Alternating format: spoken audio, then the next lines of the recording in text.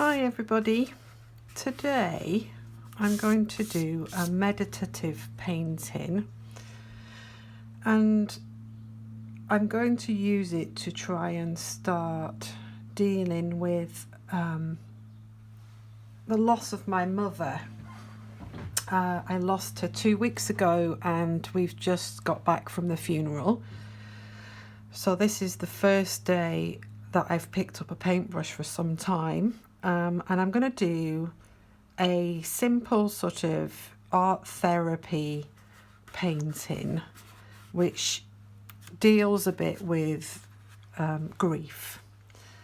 So it goes through, just by working in levels, it allows you to sort of contemplate what's happening to you and make you focus maybe on a few important issues that you might have and help you think through how to move forward, which obviously is quite difficult for me at the moment. I'm sure a lot of you have lost people in the past, whether old or young, and maybe more so since this COVID has been around. So it might help you, it might not, it might help you just to watch what I'm doing. So yeah, let's start. Okay, so I've got a piece of watercolour paper here and a round brush and my palette, and I've just wet down the colours that I want to use, and I'm starting with a Payne's grey colour and a black. And I'm going to move through a series of blues. And as I'm painting, I will just talk about the theory that I've been reading about, because I tend to sort of think that I'm not being affected too badly by these things, but clearly I am. And I need to find a way of sort of slowly dealing with this so that I don't just forget about it and it resurfaces later. So I'm going to do a series of little paintings because obviously painting is my my tool for calming myself down and focusing and also thinking about things. So I do find it useful. So I've just put a little bit of Payne's grey in the middle there, and I've put a bit of black around it, and I'm just going to build up these circles around that shape. You can choose any shape you want to use. I've seen sort of teardrop shapes, heart shapes, just abstract circles, squares. Think of a shape that, I don't know, currently describes your feeling to begin with. And then you can just start mix it. You can mix colours. You can, if these colours don't necessarily represent what you're feeling at the moment. And also it doesn't have to be about grief. It can be about something else, It's just a technique for focusing, a bit of mindfulness. Calming your brain down. My brain's going 10 to the dozen at the moment, so I tend to sort of overthink things. And though I've had a lot of support of late from friends and family, it's not the same as supporting yourself and sorting your own mind out. So this is how I do it for myself, is through painting. And recently I lost my dog as well, and I did a little bit of painting to do with him, so that helped enormously. So just build up those layers, and if you can, associate something with each layer, then that is a sort of step-by-step process. I'm not an expert in this, by the way. I'm just reading about it and trying out some ideas and sharing them with you. So, you know, this might help you, but it might not. And you might know more about this sort of step-by-step therapy if you've been through a loss like I have recently. You might know a bit more, and I might be talking a load of codswallop, as they say up in the north. But, you know, if it helps me, it might help you. So I'm just sharing it because of that reason. So the little bit of literature that I've been reading about in the last, well, I was actually reading it at 2 o'clock this morning because I couldn't sleep. And when I can't sleep, it's just simply because I've got so much stuff going around in my head. I'm very used to that. And often I make lists and that helps. But this was a nice little exercise that I came across, which was to build up layers around a central circle, going from dark to light. And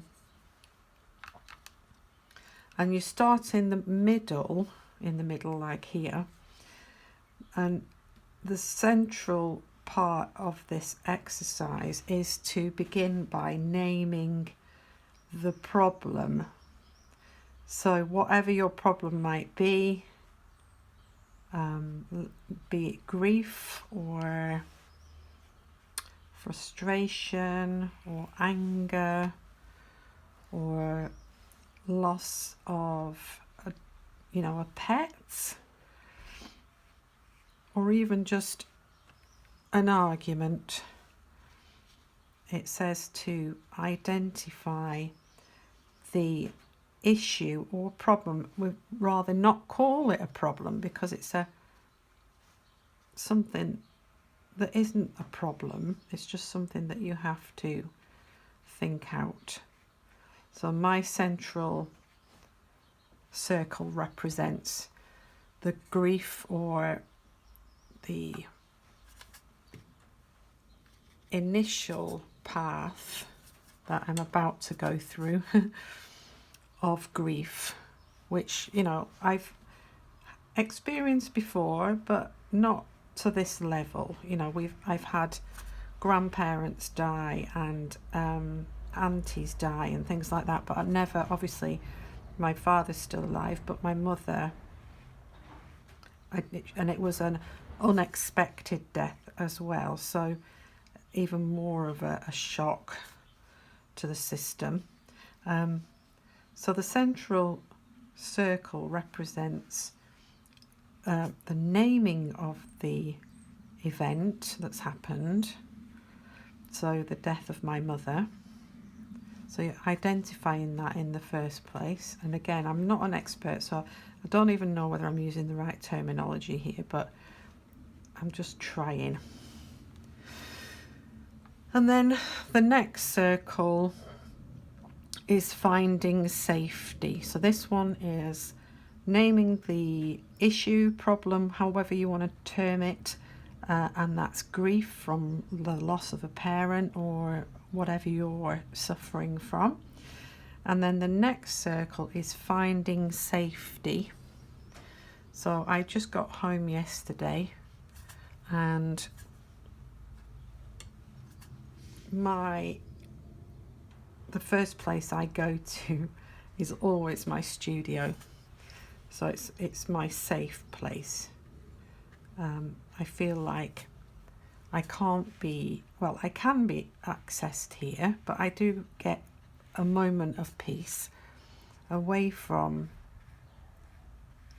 even when I'm not dealing with grief, away from the day-to-day events of life. But today it's my place to go and focus on myself.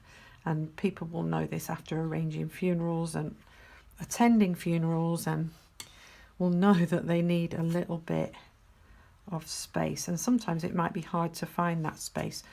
You know, you might have to actually go and sit on a beach or climb a mountain, or, you know, go into your garden. You know, everybody has their different safe place, but mine is my studio. So that circle there is me finding my safe place. And then it says the next stage is to gather resources. So here you see me with my resources, which have helped me through lots of different things. So I've gathered my resources. I'm taking that very literally, as in my art materials. And I'm using them to calm myself down. So again, it might be that you just want to watch this process. But if you have any resources, it might be paint or pencils or pen, or even just, you know, a pencil or a biro. You might not have any art materials in that way, but you might have a pen and a piece of paper, and you can just draw a series of thin and thick lines to describe each section of this process. So you can see my circles are not even, but they are getting progressively lighter. So I'm using a cerulean blue here. I'm just going to start to thin it down a bit as I go out. And also the circles are thicker and thinner. You know, don't fuss too much about getting things perfect. This is not a perfect exercise. So, naming the problem, finding the safety, gathering the resources, art materials, but also yourself. You know, you are part of that, gathering yourself together and all the resources you have, the strength and the love and all that sort of thing. And then the next circle is about deciding on a different path. So it says what you have to do is try and think differently than what you were thinking before the situation happened, whatever that situation might be. So a funeral and a death does make you think, what should you do with the rest of your life? You know, what changes should you make? Should you make any changes? Should you carry on the same path and not make any changes? Do you need to make any changes? What lessons have you learned from the experience? So I'm getting progressively lighter. I'm just adding water. This is watercolour. So the way you lighten a colour in watercolour is by just adding water. So, and then it says redefining love. So I've lost my mother and the love of my mother, even though, you know, effectively it's still there, but she's not here. It really depends on your religious beliefs or just your general beliefs as to what you think people, what happens to people once they've died. But obviously that love changes slightly because they're not there to give it to you.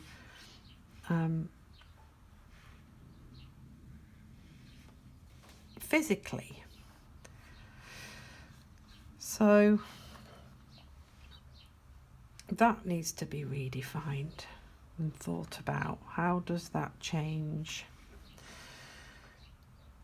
And then the next circle is, I don't know how many we've done now. 1, 2, 3, 4, 5. So that's 1, 2, 3, 4, 5. So this one here, which is ultramarine, is learning about yourself. So you might learn new things about yourself during this process. You might find that you deal very well with grief. You might find that you deal badly with grief, but who's to judge? So you know, learn about yourself. How tolerant are you with others at times of great upheaval? How do you deal with yourself? Are you kind to yourself at this stage? Do you prioritize yourself or do you prioritize others? Is that a good thing? Is it a bad thing? So, you know, I'm just sharing what I'm thinking rather than what is right or wrong. I don't know. I don't know what's right and wrong. Is there right and wrong? Anyway, I'm starting to waffle. Maybe that's part of the process.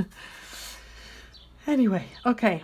So learning about yourself, developing boundaries. So I had to very quickly put several boundaries up to protect myself from people saying certain things to me, and people that I hadn't seen for a long time saying things to me. And, you know, that was really confusing. And also people being able to see me in this way, because I'm a very private person, and I found that quite difficult, being on show. I'm sure that is a thing that a lot of people struggle with, that idea of being on show. And also sharing your grief with others. That was a whole new thing for me. I have been to funerals before, but I haven't shared such really intimate personal grief. So developing boundaries, and also boundaries about yourself and how kind you are to yourself and how cruel you are to yourself and how much guilt you have and all that sort of thing. Okay. So the next stage is grieving and letting go of the past. So what has happened, you know, what happened to me was, and my family, my sister, my father, was very traumatic. And we have to let go of that very quickly, otherwise it will drive us mad. So, and it's not just that, the letting go of the past to do with the situation that you've just dealt with, but anything that's happened before. Do you want to let it go? Is it something that you want to work on and process and rid yourself of, you know, any issues that you may have had with the person or with the people around you? And then we move on to accepting where you are in order to move forward. So again, I'm way off this level, but maybe if I was to do a series of these paintings, you might find that my shapes change, my colours change, and in the process of using this exercise, it might be part of the process of accepting where I am and who I am and how to move forward out of the grief. And then it says the final circles are to do with nurturing your own new path, either your path or your own path or your path with other people, but it's a new path. And I've left these colours really sort of similar and faint, because I know that I'm sort of dealing with this very central structure at the moment. And